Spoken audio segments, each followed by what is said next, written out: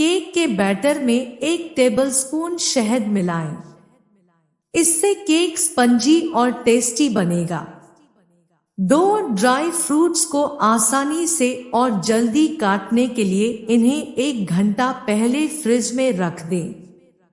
3 पनीर अगर सख्त हो तो उसे चुटकी भर नमक मिले हुए गुनगुने पानी में 10 मिनट के लिए रख दें। इससे पनीर नरम हो जाएगा।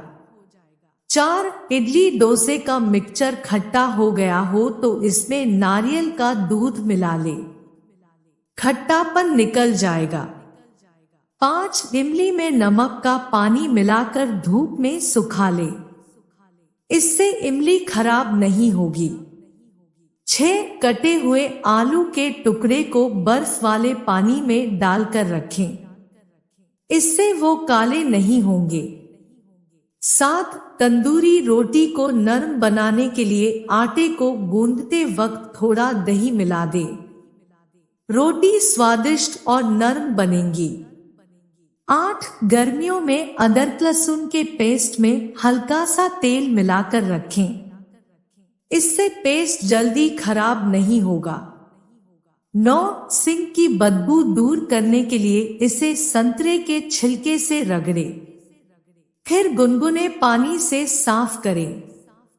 10 चाकू की बजाय चम्मच से अदरक छीले, इससे छिलका आसानी से उतर जाएगा। 11 दालों को कीड़े से बचाने के लिए नीम की पत्तियों को सुखाकर डिब्बे में डाल दें।